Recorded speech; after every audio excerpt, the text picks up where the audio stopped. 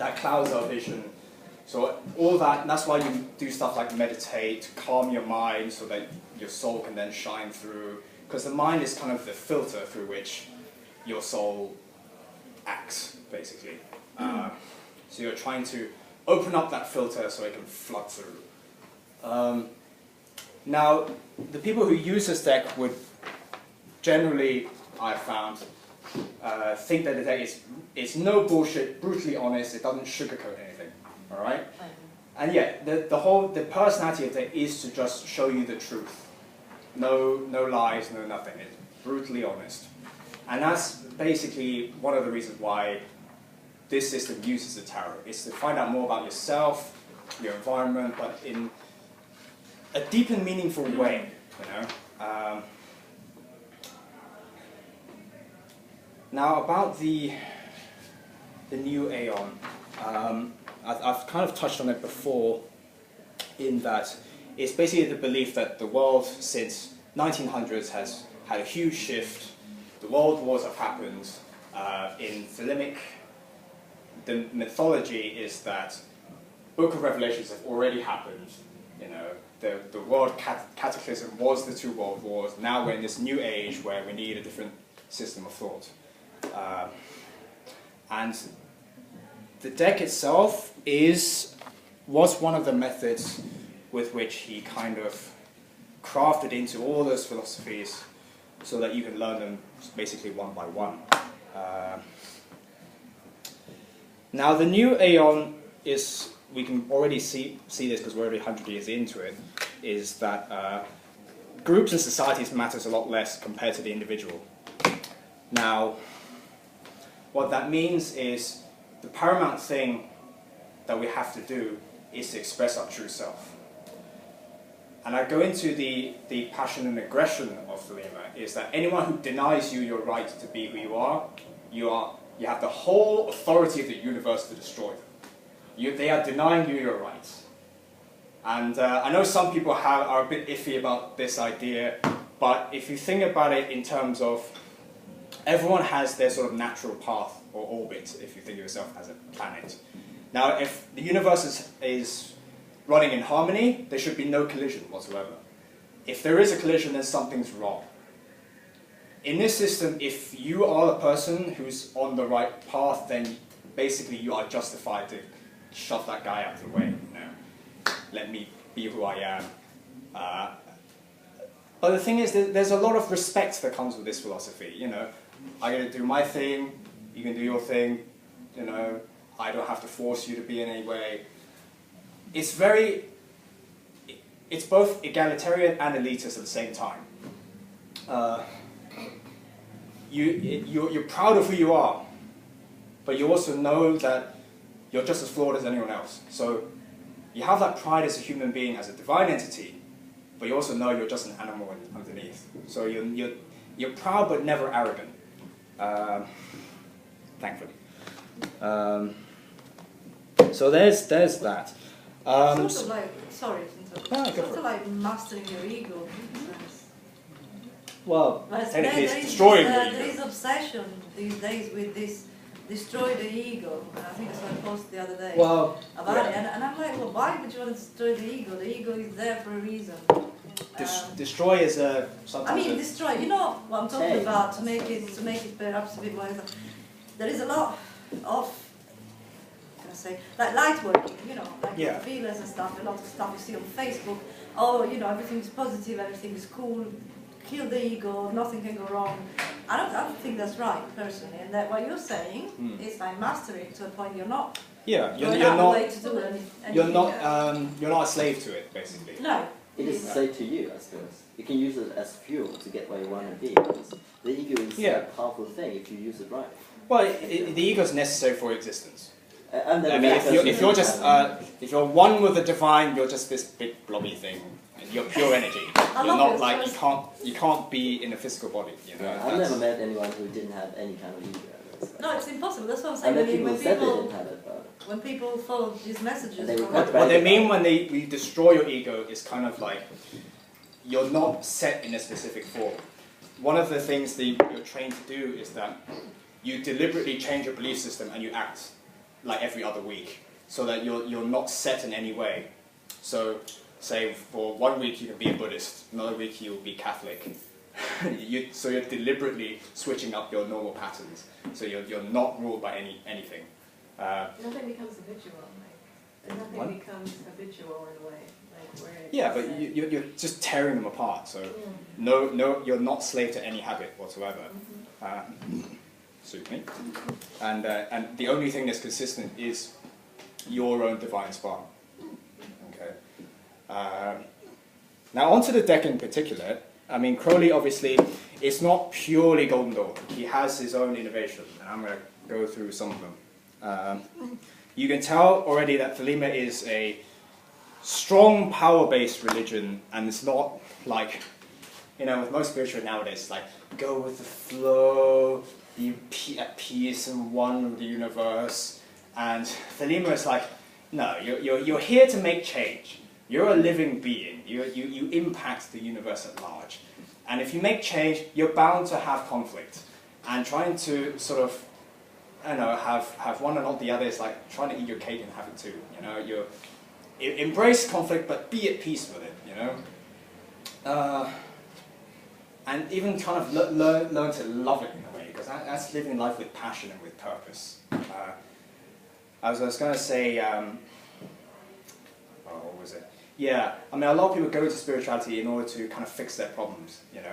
Oh, I'm not getting enough money, I can't find the love of my life. They're all ego-based. They're all ego-based. And then, well, no, but in Crowley it just says, look, spirituality is for you to build a meaningful life, not to fix your problems. If you want to fix your problems, see a psychiatrist or whatever, you know. So it's a very active religion. It's, I wouldn't say goal-orientated, but the whole point is to find out what your life path or purpose is and go do it, basically. And that's where things sort of work out for you. That's where you will find satisfaction. Onto the deck itself. I mean, I listed a few cards. You can actually shout out a few more if you're confused or whatever. But these are the sort of main changes he did. The first one I list is the adjustment card, which is the change from the justice card. And basically he did this because to get rid of the idea of objective morality. There is no absolute right or wrong in this universe. I can't remember who said this, but it was like, it goes along the lines of morality without consideration of context is the death of philosophy. And I find that really, it resonates with me, basically. Crowley actually explained stuff like the Ten Commandments.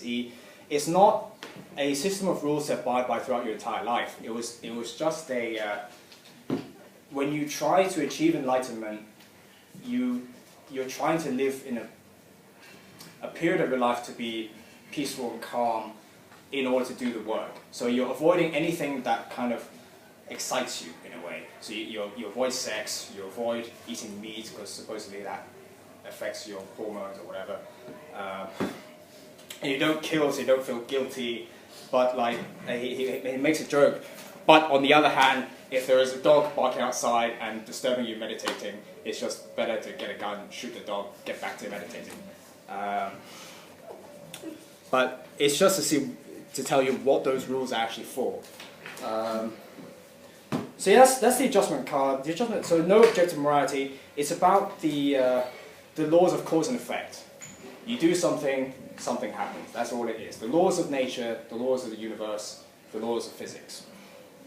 Not morality at all. I mean, I think we emphasize it a lot even in our legal system. I know we have one lawyer here. It's not about right or wrong. It's all about just making society function, basically. You know, morality never gets into the equation. I personally find it even a dangerous system to live your life by, because anything can be a morality. Like, you know, kill all the Jews as a morality. You know, so no morality. I've always found morality, it gives you justification to do bad shit. Like, it's better to say, look, I have no morals, I am the bad guy, but, you know, I'm just doing my shit.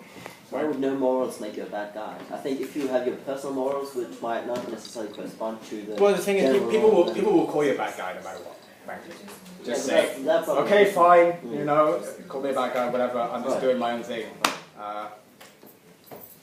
As long as I can live my own conscience, I'm okay with it. Then if you can't, it's your. More consciousness, and awareness of who you are.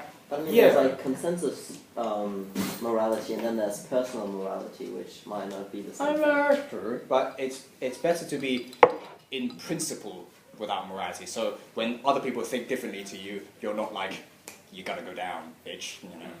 Yeah. It's what I mean by without morality. You don't Right. judge other people by being different, which is what morality does. So next card is the Lost card, my favorite. Last card.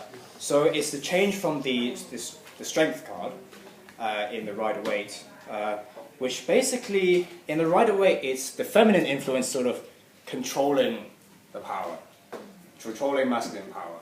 In the Thoth, it's feminine wisdom and masculine power in union.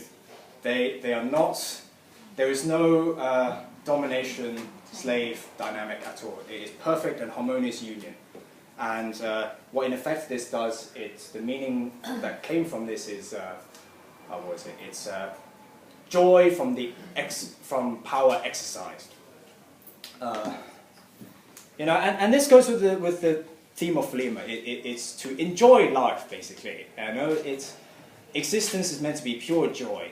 I mean, that's why I never jive with stuff like Buddhism, where life is miserable, it's all pain. I was like, fuck you, have you seen all the wonders we have in the modern age? It's like, yeah, you know, if you're shitting in a tree, you're fine. We've got toilets now. Existence is pure joy. I see how they're similar though. I see how the Thoth is very similar to Zen thinking. It is, but it's inherently positive and optimistic. Whilst I find stuff, Buddhism's quite, oh no, you should escape from material life. But is that the interpretation? Could it be like? It's a different approach. Like Crowley, instead of, I mean, he's sort of anti-materialism as well, but the way he does it is that he immerses himself in it, gets bored of it, then you're naturally sort of detached. If you deliberately detach yourself, you're just obsessed by it, or get obsessed by it. Yeah, but that's what I get from Zen is like to experience it, which is as you're interested in it, and when that passion recedes, then to go on to something else, which is okay. Yeah, Zen's nice, and when it's more moderate, but. Fair enough. Fair enough. And I suppose Zen is not like Buddhism per se. Zen and Buddhism is not completely the same thing. It's like a sub-genre, I guess, inspired by that's true. And also when, I think, just a precaution, when I say Buddhism, because I'm influenced by Crowley's training, his experience of Buddhism is Sri Lankan Buddhism in particular.